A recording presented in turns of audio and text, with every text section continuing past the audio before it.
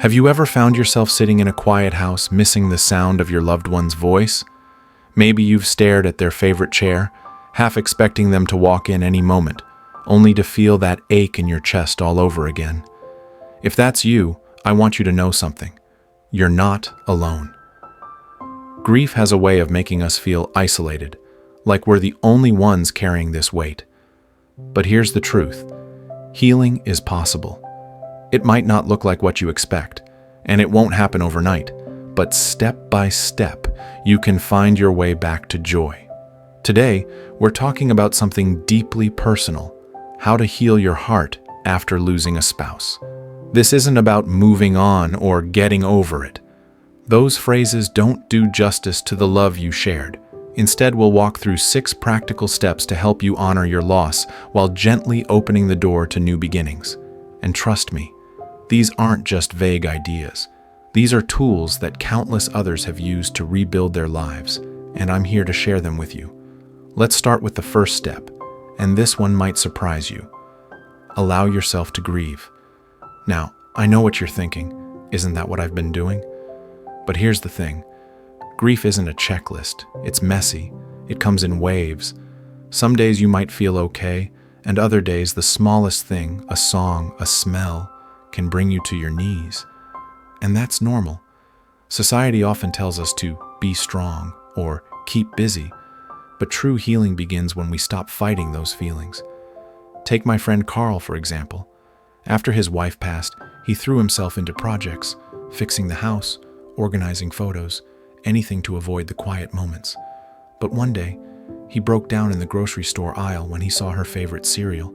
Instead of rushing out, he stood there, let the tears come, and later told me, "That was the first time I felt like I could breathe again." So, how do you allow grief? Start small. Set aside 10 minutes a day to just be. Light a candle, hold their photo, or write a letter to them. It's not about fixing anything. It's about giving your heart permission to feel what it needs to feel. Now, the second step, build your support system. I know. You might be thinking, I don't want to burden anyone, or people don't understand. But here's the secret. You don't have to do this alone.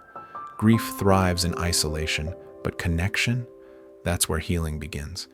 Start with one person. Maybe it's a neighbor who's been through loss, a sibling, or even a support group where everyone just gets it.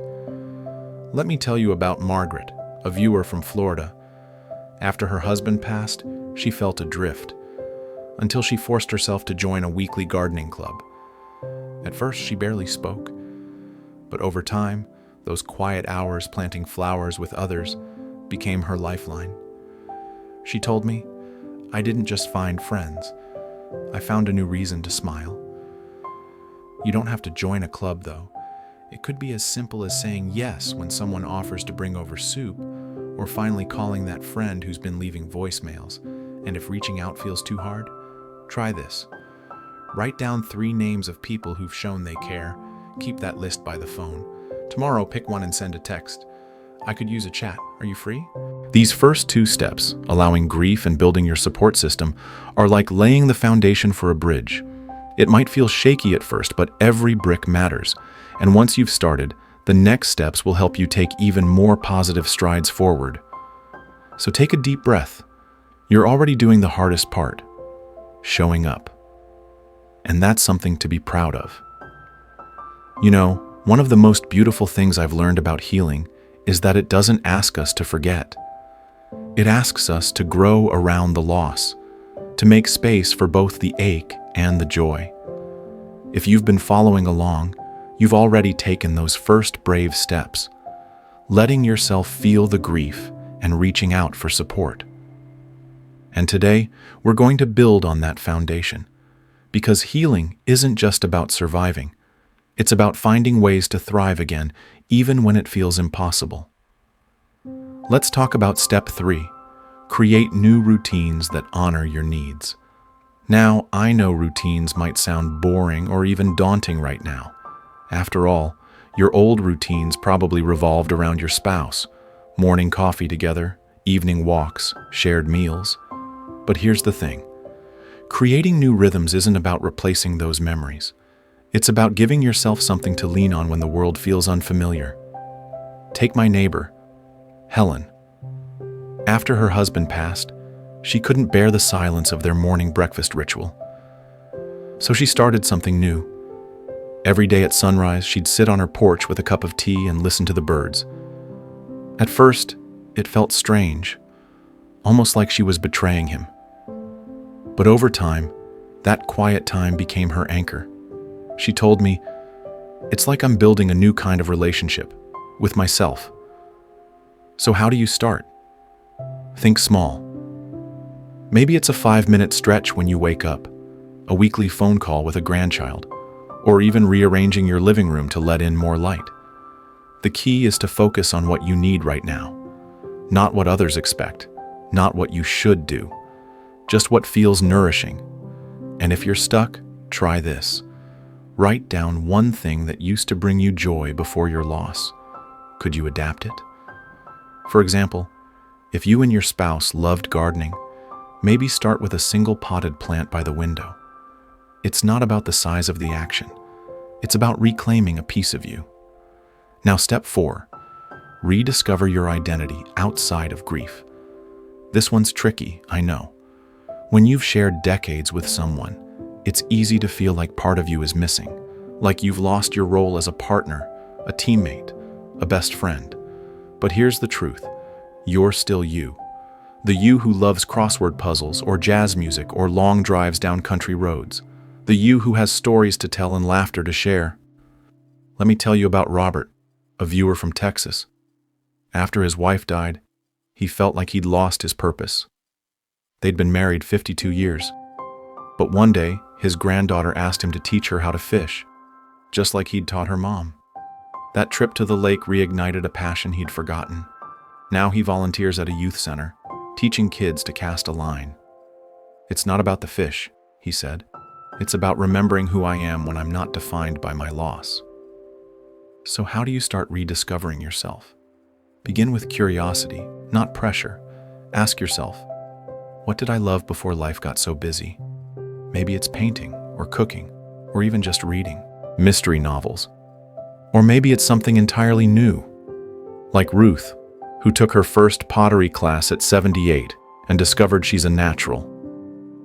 "The clay doesn't care that I'm a widow," she laughed. "It just wants me to show up." And here's a gentle reminder.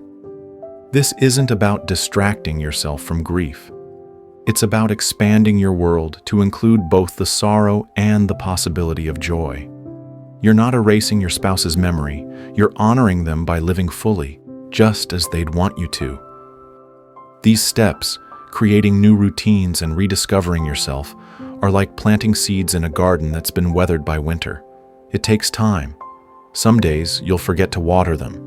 Other days, you'll marvel at how something so small could grow so strong. But every bit of effort counts. And as you keep tending to yourself, you'll start to notice something amazing. Life isn't just happening to you anymore. You're happening to it. There's a quote I love by author Jamie Anderson.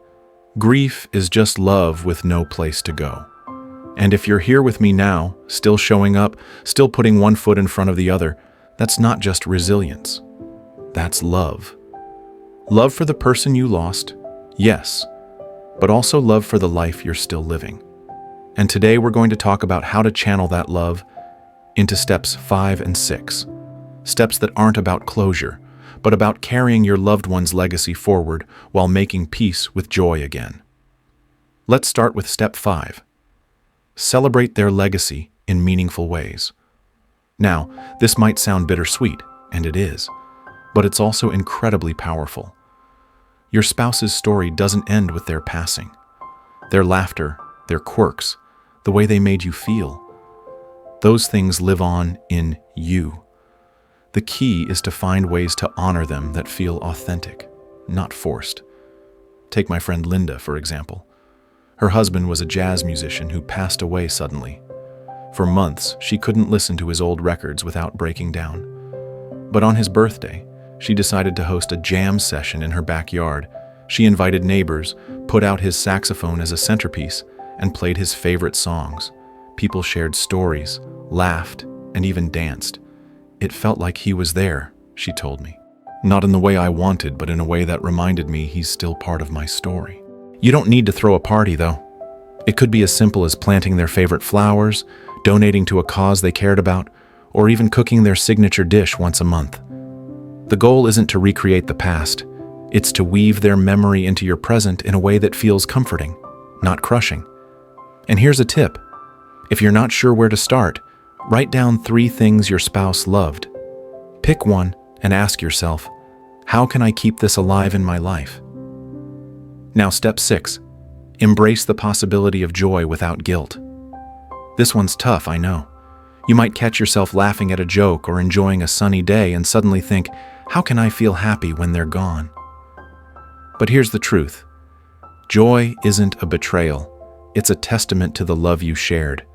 Proof that their impact on your life was so profound, it can still coexist with light, even in the darkest times. Let me share a story from a viewer named Henry. After his wife died, he refused to go to their favorite diner for years. But one morning, on a whim, he ordered her usual stack of pancakes. At first, he cried into his coffee. But then, he noticed the waitress, a young woman who reminded him of his granddaughter, and they struck up a conversation. Now, he goes every Sunday. I still talk to her while I eat, he said, but I also let myself enjoy the syrup and the chatter. It's like she's giving me permission to live. So, how do you begin? Start by giving yourself grace. The first time you feel genuine happiness, it might come with a side of guilt. That's okay. Acknowledge it, then gently remind yourself, they'd want this for me. Maybe it's watching a silly movie, taking a trip you'd always dreamed of, or simply sitting in the park and feeling the sun on your face. Joy doesn't have to be loud or dramatic. It can be a quiet, stubborn decision to let light in, one small moment at a time. These last 2 steps, honoring their legacy and embracing joy, aren't about finishing grief. They're about building a life where love and loss exist side by side. A life where you can miss them deeply and savor the taste of your favorite dessert. Where you can cry at their photo in the morning and laugh with a friend by afternoon. That's not moving on. That's moving forward. With your heart still tender, but open. And there you have it. 6 steps to heal your heart and find joy again. But before I go, I want to leave you with this. Healing isn't a race. It's okay if some days you only manage one tiny step. It's okay if you circle back to step 1 again and again. What matters is that you keep showing up for yourself, just as you are. Because you're not just surviving this loss, you're teaching your heart how to beat in a new rhythm. And that's nothing short of extraordinary. Now, I'd love to hear from you. Have you found a way to honor your spouse that brings you comfort? Or maybe you've had a moment where joy surprised you. Share it in the comments below. Your words might be exactly what someone else needs to hear today. And if this video resonated with you, hit like and subscribe to our channel. We're here to walk this journey with you, one step at a time. Here's to the love that shaped you, the courage that carries you, and the joy that's still waiting to be found. Thank you for letting me be part of your story.